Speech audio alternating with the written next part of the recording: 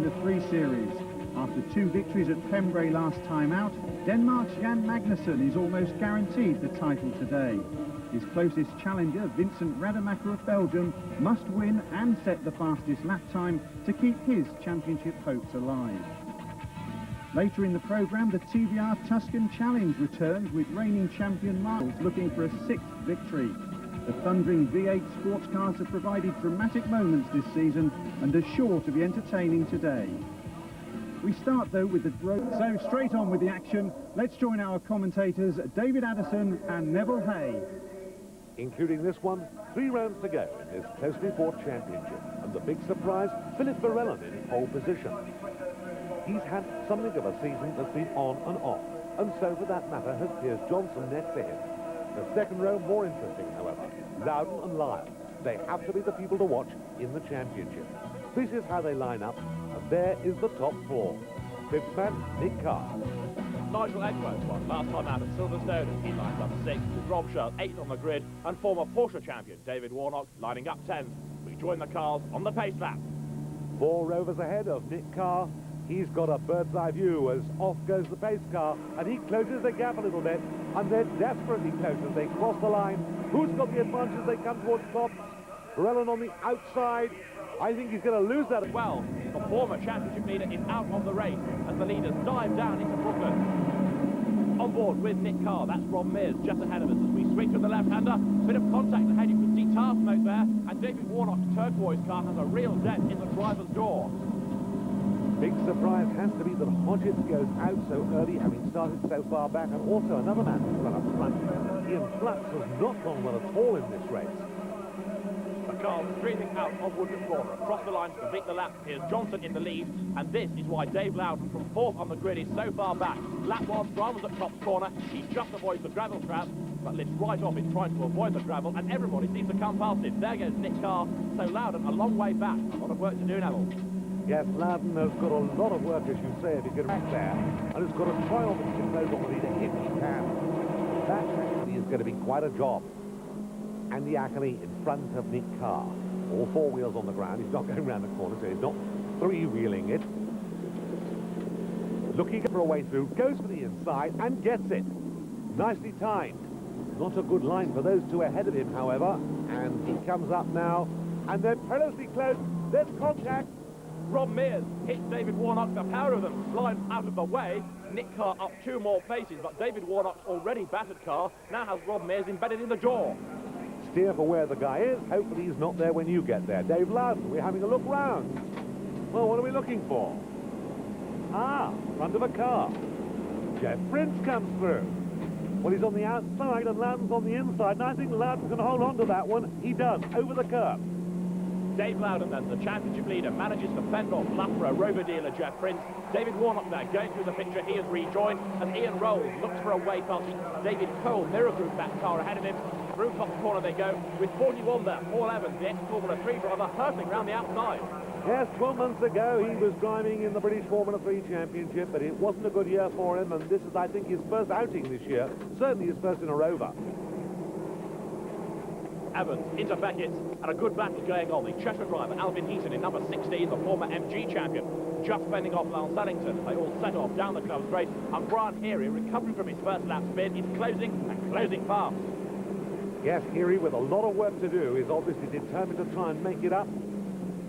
Under braking, he's coming in very quickly, but remember the old adage, slow in, fast out. It doesn't always work out if you come in too quickly. On that occasion, he timed it beautifully. Tight battle here, though.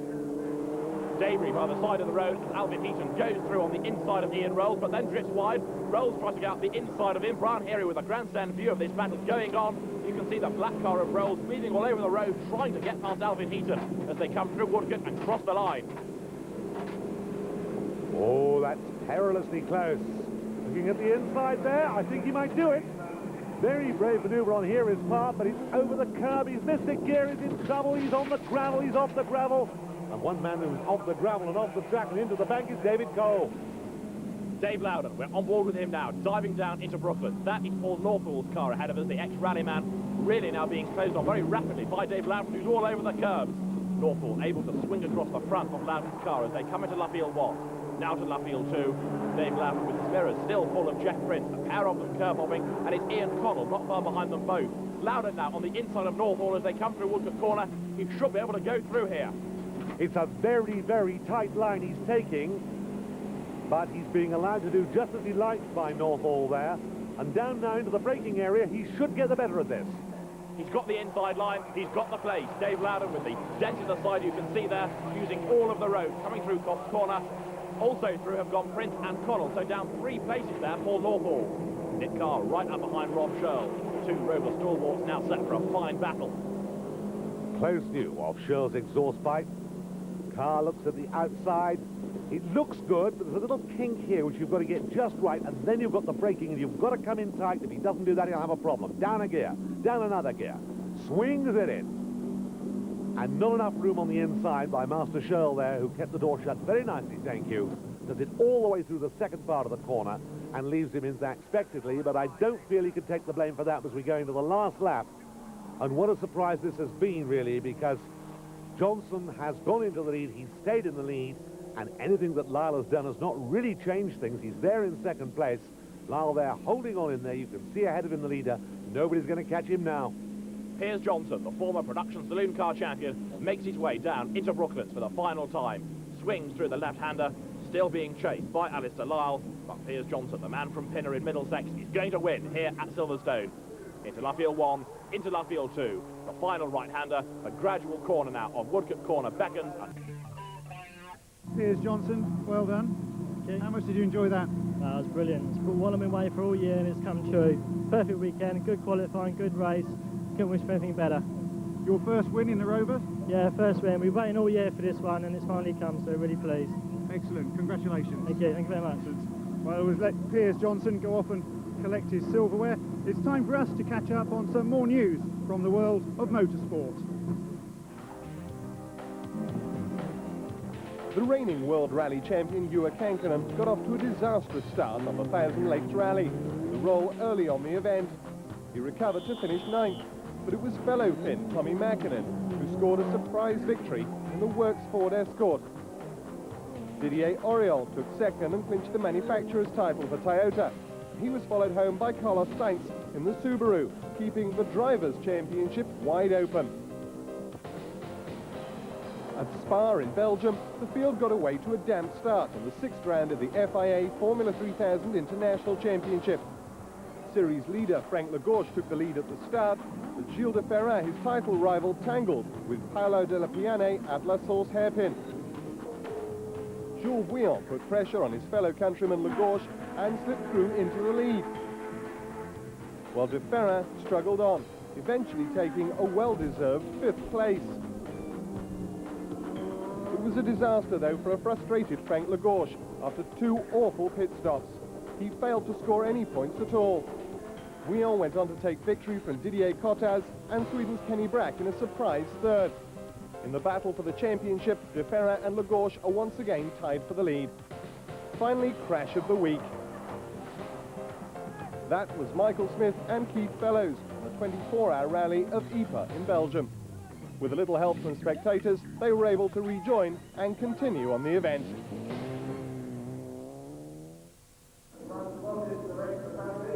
Another spectacular incident in our regular Crash of the Week feature. Thankfully, no one was hurt. Well, here at Silverstone, we're looking forward to action from the British Formula 3 Championship. And welcome back to the best of British motorsport here at Silverstone. Behind me on the grid, the cars for the British Formula 3 Championship. Jan Magnussen is on pole position. Let's see if he can clinch the championship as we rejoin commentators David Addison and Neville Hay. It's all about winning. Magnussen has to win this race to clinch the championship. The team managers will watch on TV, and Eddie Jordan's watching in person. And Gareth Rees, 2nd on the grid. Rees is also a man to keep an eye to because Gareth is going well now, late in the season, but getting noticed. Frank Kitty in 4th place from Rademacher in 5th. 6th fastest, the Satterton winner, Ricardo Rosset, ahead of his fellow countryman, Grant Gonzalez. Jeremy Dufour is 8th on the grid ahead of Garcia, while the South African, Garth Wilbeski, lines up 10th, ready for the first 15-lap race at Silverstone. Engines on the cut-off point. They're away, but Rees has got a problem. Rees has stopped.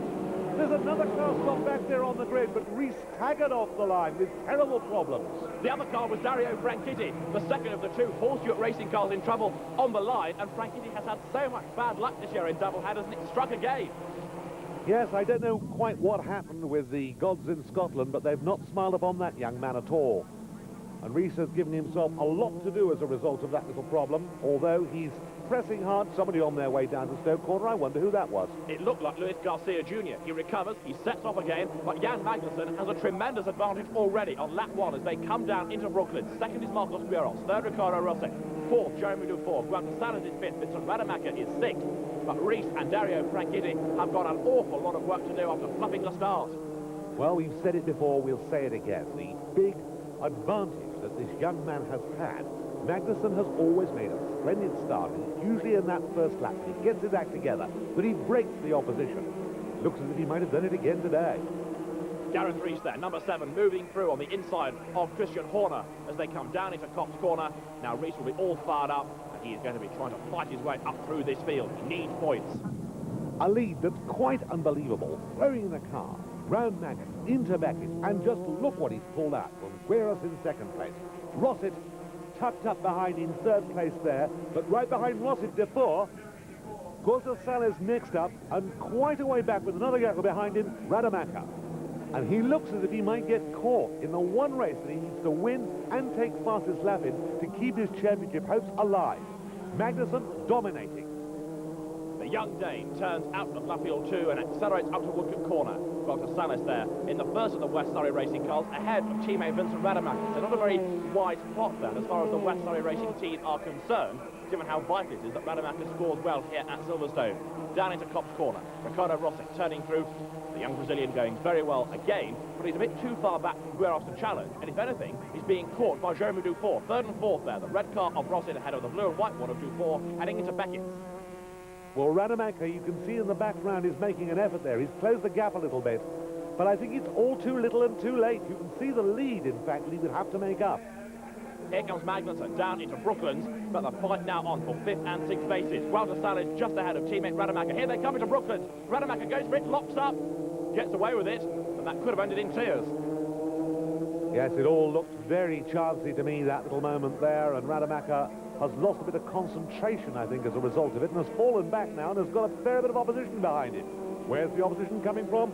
Number 7, lucky 7, Reese, after that bad start, has come right up and is right on Rademacher's tail. Gareth Reese charging now as they come down into Cops Corner. He pulls out, looks at the inside, thinks better of it, tucks back in behind Rademacher. Gareth Reese is all over Vincent Rademacher like a rash. Now, you don't have to be the brain of Britain to know that Eddie Jordan's got a little bit of a problem. He thinks Barrichello might go somewhere. Who knows what is in his mind for 1995, but I'd say that an eye on Mr. Reese looking there at the inside and taking the place might be not too far out of place. A very good bit of driving that by Gareth Reese. He saw Rademacher and Salas having their own battle, and Reese moves up 2 places in the space of a corner. Salas fighting back as they come into Brooklands. Rademacher going around the outside of both of them. He's ahead of Salas, but he can't find a way past Reese, who's making his Dallara very wide indeed. Nice piece of driving, that. Very clean, very concise, and no wheel banging or anything like that, which is something that you cannot do in a single-seater. I wish saloon car boys had realised that. Across the line comes the neat and tidy Gareth Reese, charging up through the field after that poor start. A clear bit of circuit ahead of him, then Jeremy Dufour. There is Dario Franchitti trying to fight his way back up through the field after he fluffed the start, but the Scotsman has had such rotten luck this season. Here comes Jan Magnussen then, down into Brooklands. A race victory awaits, and so too does the 1994 British Formula 3 Championship. Eases the car through Woodcote Corner. How many drivers, how many times have done this? Accelerating up towards the checkered flag. No question about it. A very good race, a very good win in the championship for Jan Magnussen. The Paul Stewart Racing team absolutely delighted, and so too is Jan Magnussen. The Great Dane takes the Formula 3 crown of 1994 after some tremendous driving. A man with a great future ahead of him. I look back at the incident on the last lap, where Arnold Stein and De La Rosa hit him at very high speed indeed. I'm happy to tell you that both drivers perfectly okay, and Magnussen wins then, with already a contract in his pockets from McLaren next year. Gerard, Rosset, Dufour, Reese and Rademacher. In the championship, Jan Magnussen now claim honours, while there's still a fight going on for second and third, Rademacher and Rees. Congratulations. Oh, thanks. What does that mean to you? It just means a year of hard work has been come out the best ways. Did you ever have any doubts? No, not really. I was very nervous just before the race, but now it's nice. And the race for you went according to plan by the look of it? Oh yeah, I couldn't have done it better myself. And what does 3 times world champion Jackie Stewart think? I'm so pleased for Jan. He's a great talent. I think probably the best young talent to come along since Ayrton Senna. So I think all of you in there are going to see a lot more of Jan Magnussen. That's high praise. Yes, but I think it's justified. He's just about the best talent I've seen, as I say, I think since Ayrton. The second 15-lap race was all about Magnussen. With the pressure now off, he was still able to walk away and take charge of the race, but behind him there was a tremendous battle going on for second and third places. Gareth Rees and Ricardo Rossi battling throughout the 15 laps. Up though to victory came Jan Magnussen, waving to the crowd as he came out of Nuffield through Woodcote Corner. Victory for the Paulscoop Racing Team once again. Magnussen concluding a dominant season. Second place went to Ricardo Rossi, just ahead of Gareth Rees after a tremendous battle, while coming home fourth was Dino Morelli, his best result of the year, fifth to Marcos Gueros, and sixth to Vincent Rademacher. Significantly, however, another side of the championship was decided here at Silverstone, and that was in Class B. Duncan Burko coming through the winner.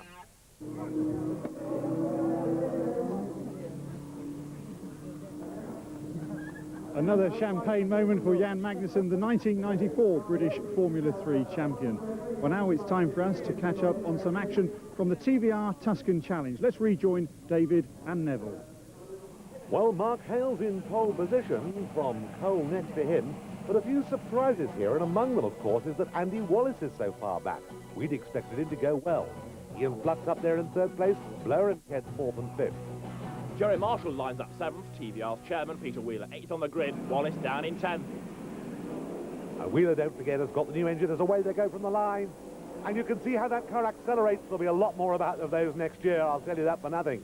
Ian Flux we're looking at now, being caught under braking, would you believe, by Wheeler. Somebody looking up there, that was Jerry Marshall. Whoop! Cars going off all over the place. Gavin Cooper, Bob Sands, number 2, Rod Gretton in the gravel trap.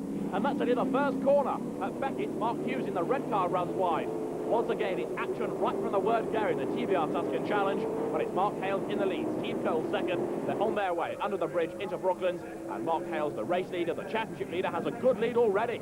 Yes, he's made a bit of a break there, and if he can maintain that break while everybody else is falling over themselves, well, who knows what might come of it. Oh dear, we've got a bit of bodywork flying loose there on number 44, Purvis, but look at the rear end of that car. I think he's destined for the pits any minute now. We're on board with John Kent coming through Woodcote Corner.